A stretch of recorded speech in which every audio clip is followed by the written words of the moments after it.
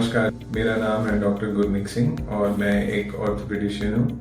आज हम बात करेंगे ऑस्टियोपोरोसिस यानी हड्डियों की कमजोरी के बारे में। हड्डियों की कमजोरी के बहुत सारे रीजंस होते हैं जो एक मेल में और एक फीमेल में अलग अलग होते हैं। अगर हम भारत देश की बात करें तो 40 साल या 50 साल से उम्र की फीमेल्स में कम से कम 70% से 80% की फीमेल्स में ये बीमारी हो सकती है। और अगर हम मेल्स की बात करें तो 50 to 60 ईयर्स से ऊपर के जो मेल्स होते हैं उनमें ये हड्डियों की कमजोरी की बीमारी हो सकती है। अगर हम फीमेल्स की बात करें तो सबसे ज़्यादा कॉमन ये है जब कोई भी female post menopausal age group में आती है, जिसको हम कहते हैं आम भाषा में कि जैसे महीना खत्म हो जाना, तो उसके बाद हार्मोनल चेंजेस की वजह से उनमें हड्डियों में बहुत ज़्यादा वीकनेस आती है। और भी बहुत सारे रीजन हैं, जैसे कुछ लोग बहुत ज़्यादा अल्कोहल कंजम्पशन करते हैं, या कुछ लोग बहुत ज़्यादा सिगरेट स्मोकिंग करते हैं, या फिर कुछ लोग जो स्पेसिफिक दवाइयों के ऊपर हैं, जैसे कि मिर्गी की दौरे की बीमारियां, या फिर कुछ पेशेंट्स जो स्टेरॉइड्स के ऊपर हैं, इन दवाइयों की वजह से उनकी हड्डियां कमज़ोर होती हैं। अब इस हड्डियों की कमज़ोरी से हम कैसे बचाया जाए?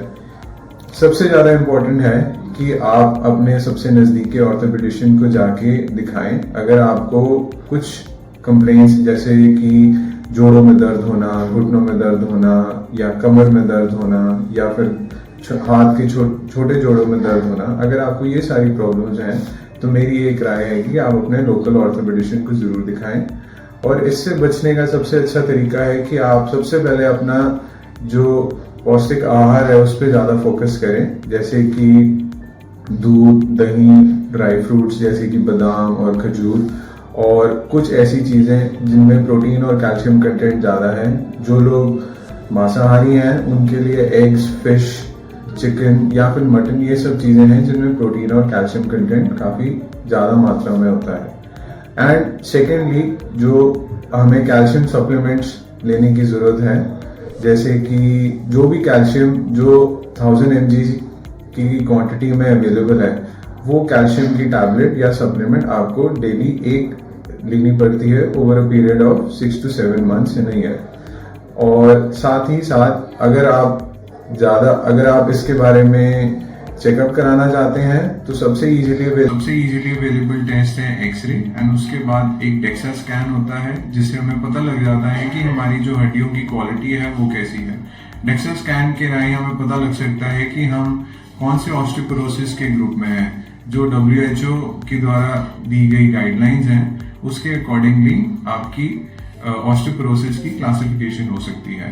तो जिस भी ग्रुप में आपकी बोन क्वालिटी आएगी उसके अकॉर्डिंग आपके हड्डियों की बीमारी या हड्डियों की कमजोरी का इलाज किया जाता है। तो स्पेशली जब जैसे जैसे उम्र बढ़ती है हर किसी में हड्डियों की कमजोरी आती है, तो मेरी ये राय होती है कि या वो कैल्शियम लें या फिर अपनी डाइट इम्प्रूव करें, एंड मोस्ट इम्पॉर्टेंटली एक्सरसाइज एक ऐसी चीज है जो आपकी बोन की तरफ की ब्लड सप्लाई को इंक्रीज करेंगे, एंड जिससे ओवर अ लॉन्ग पीरियड या ज्यादा समय के लिए आपकी हड्डियों में ताकत या आपकी हड्डियों की मजबूती मेंटेन रहेगी। तो अगर आपको कोई भी जानकारी लेनी है इस बीमारी के रिगार्डिंग, मेरा ये ओपिनियन है कि आप अपने लोकल ऑर्थोपेडिशियन को जाके दिखाएं, और जैसे ही वो एडवाइस करते हैं, जैसा आपको ओपिनियन देते हैं, आप उसको फॉलो करें। Thank you.